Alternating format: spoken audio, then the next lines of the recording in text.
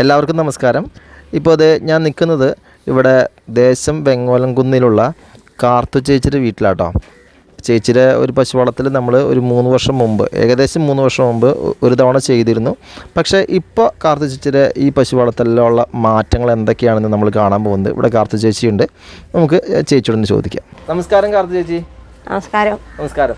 അപ്പോൾ അന്ന് നമ്മൾ 3 വർഷം മുമ്പ് വീഡിയോ ചെയ്തപ്പോൾ എത്ര പശു ഉണ്ടായിരുന്നു നമുക്ക്? അന്ന് എനിക്കൊരു 4 പശു ഉണ്ടായിരുന്നു. 4 പശു ഉണ്ടായിരുന്നു. 4 കറക്കുണ്ടായിരുന്നു നമുക്ക് അന്ന്. 2 എണ്ണത്തിന് കറക്കണ്ടായിരുന്നു. 2 എണ്ണം ചില 2 എണ്ണം കറക്കല്ലേ? അപ്പൊ അങ്ങനെയായിരുന്നു. പക്ഷെ ഇപ്പൊ എത്ര പശു ഉണ്ട്? ഇപ്പൊ എനിക്ക് 3 പശു ഉണ്ട്, ഒരു കിടാവുണ്ട്.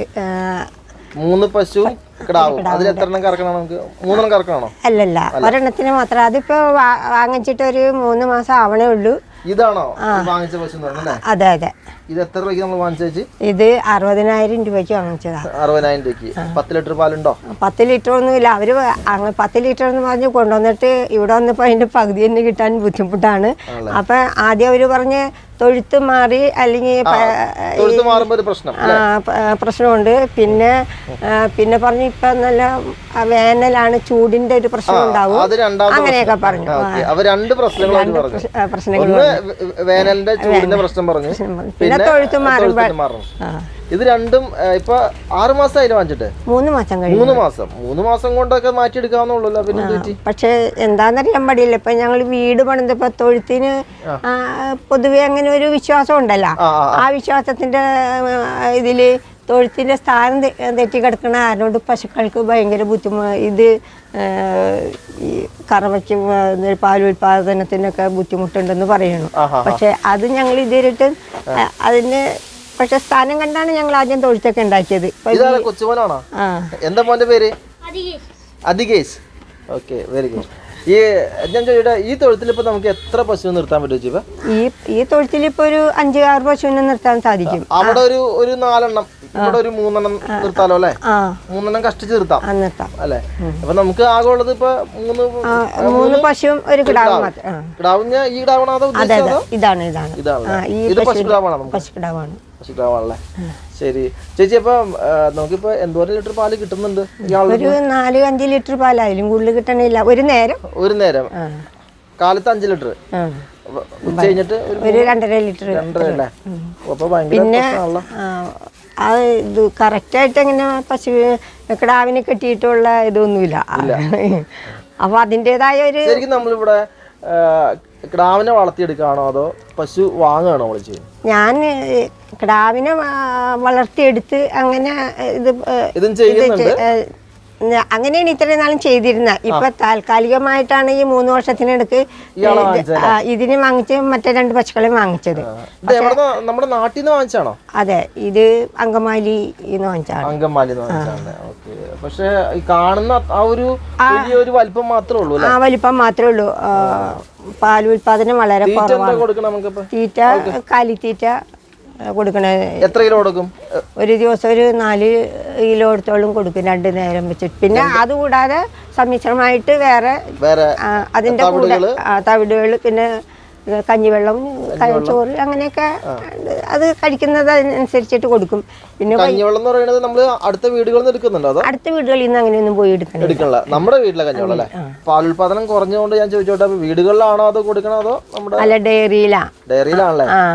ഇവിടെ എങ്ങനെയുണ്ട് ഡയറിയിൽ എന്ന് പറയുന്നത്? നമ്മളിപ്പോ പാൽ കൊണ്ടുപോയി കൊടുത്തിട്ടുണ്ടെങ്കിൽ അതിന്റെ ഫാക്ട് അനുസരിച്ചിട്ടാണ് നമുക്ക് പൈസ കിട്ടുക. ആ സമയത്ത് വീടുകളിൽ കൊടുക്കണേണ് നമുക്ക് എപ്പോഴും കിട്ടും. നമ്മുടെ ഇവിടെ 60 രൂപ കിട്ടും. വീടുകളിൽ കൊടുക്കാത്ത? വീടുകളിൽ കൊടുക്കാന്ന് പറഞ്ഞ ഇപ്പൊ 2 മാസത്തോളം എനിക്ക് കറവയില്ലാണ്ട് വന്നപ്പോ അങ്ങനെ കൊടുത്തോണ്ടിരുന്ന് പോയതാണ്. അപ്പൊ പിന്നെ പുതിയ ഇത് പിടിക്കാനായിട്ട് ഒരെണ്ണം ഒരു 7 മാസം ചെനയുണ്ട്, ഒരെണ്ണത്തിന് ആയിട്ടില്ല. കുത്തിവെച്ചിട്ടുണ്ടോ? കുത്തിവെച്ചിട്ടില്ല. അത് കുത്തിവെച്ചിട്ട് അതിന് മരുന്ന് കൊടുത്തോണ്ടിരിക്കണ്. ഞാൻ ചോദിച്ചോട്ടെ, ഇപ്പൊ അപ്പൊ അവരുടെ തീറ്റ ചെലവ് ഇപ്പൊ ഇത് ആ 2 പശുവിനെ ഇവിടെ ചുമ്മാ നിർത്താണല്ലോ. അതെ, അവരുടെ തീറ്റ ചെലവ് അത് എങ്ങനെയാണ്? അതിന്റെ തീറ്റ ചെലവൊന്നും ഇപ്പൊ ഈ കിട്ടണത് അതുകൊണ്ട് നമ്മള് അഡ്ജസ്റ്റ് ചെയ്ത് പോകും. ഓക്കെ, അതായത് ഈ ഒറ്റ പശുവിൽ നിന്നാണ് ഈ 3 വലിയ പശുവും ഈ ചെറിയ പശുവും കൂടി മുന്നോട്ട് പോകുന്നത്. പറ്റുന്നുണ്ടോ?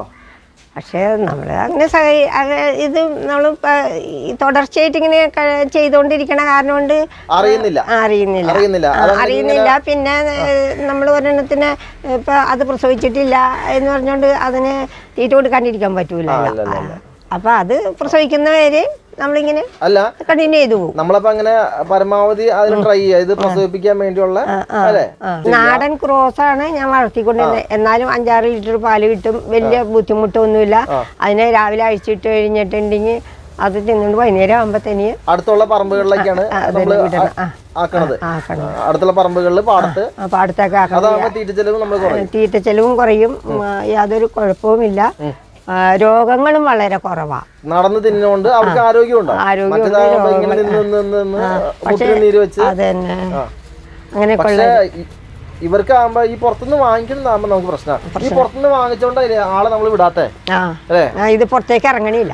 പുറത്തേക്ക് ഇറങ്ങി കഴിഞ്ഞ ശീലിച്ചിട്ടില്ല. അങ്ങനെ ശീലിച്ചിട്ടില്ല എന്ന് പറഞ്ഞാൽ ഇതിനെ വാങ്ങിച്ചുകൊണ്ടുവന്ന് പിറ്റേ ദിവസം ഇത് കയറ് തട്ടിപ്പോയി ഈ ചാണകക്കുഴിയൊക്കെ അടിച്ചു മറിച്ച് തള്ളി കാട്ടി കളഞ്ഞു. അയ്യോ, ആവശ്യമൊക്കെ ഇടിച്ചു കളഞ്ഞു. മനസ്സിലായിട്ടില്ല, പുറത്തേക്ക് ഇറങ്ങണ ആ ഒരു ശീലമില്ലാത്തതുകൊണ്ട് പുറത്തേക്ക് എന്ത് ചെയ്ത് ഇറക്കാൻ സാധിക്കില്ല. നമുക്ക് ശരിക്കും പറഞ്ഞാൽ നമ്മുടെ കുട്ടികളെ നയിക്കും നല്ലത്. അതന്നെ. ഈ കുട്ടി ഇവിടെ ഉണ്ടായതാണോ? അത് അല്ല, ഇതിന്റെ കൊണ്ടെന്നാണ്. പക്ഷെ ഇതിനെ നമ്മൾ വളർത്തി വലുതാക്കി കഴിഞ്ഞാൽ നമുക്ക് നല്ലൊരു പ്രയോജനം കിട്ടും. ചേച്ചി, ഇപ്പൊ ഞാൻ കഴിഞ്ഞു വെച്ചിട്ട് ഇപ്പൊ നമ്മളിപ്പോ ഈ കുട്ടീനൊക്കെ വളർത്തിയെടുക്കാന്ന് പറഞ്ഞു കഴിഞ്ഞാൽ 2 വർഷം വളർത്തണം. 2 വർഷത്തെ ചെലവല്ലേ? അല്ല, അത് നമ്മൾ ഓട്ടോമാറ്റിക്കായിട്ട് ഈ പശുക്കളുടെ കൂടെ അങ്ങോട്ട് വളർന്നു പൊക്കോളും. അത് നമുക്കൊരു ബുദ്ധിമുട്ടല്ല. അറിയില്ല. ആ സമയത്ത് ഒരു ഇത് മൂരിക്കിടാവാണെങ്കിൽ അതിന് 1 വർഷമൊക്കെ കഴിയുമ്പോ നമുക്ക് വിറ്റ് കളയും. പശുക്കിടാവിനെ വിൽക്കൂല. വേറെ നിവൃത്തിയില്ലാത്തതുകൊണ്ട് വിറ്റ് കളയും. പക്ഷെ കിടാവാണെന്നുണ്ടെങ്കിൽ വിൽക്കത്തുമില്ല. നമുക്കതൊരു നല്ലൊരു വരുമാനമാണ്. അതാ ഇതാകുമ്പോൾ നമ്മളുടെ വീടായിട്ട് ഇണങ്ങി നമ്മളുടെ ശീലങ്ങളും എല്ലാം മനസ്സിലാക്കി ലാസ്റ്റ് വരുമ്പോ പറഞ്ഞു വരുന്നത് നമുക്ക് നാടൻ ക്രോസുകളെ പറ്റുള്ളൂ. അതാണ് നല്ലത് അല്ലെ? അതാകുമ്പോ നമ്മുടെ ഒരു രീതിക്കാണ് നിന്നോളും. അത്യാവശ്യം പാലും കിട്ടും, വലിയ ചെലവുമില്ല. ചേച്ചി, ഞാനൊരു കാര്യം വെച്ചിട്ട് ഇപ്പോഴാണല്ലോ ഈ ഒരു പശുവിലേക്ക് മാറിയത് കറവ.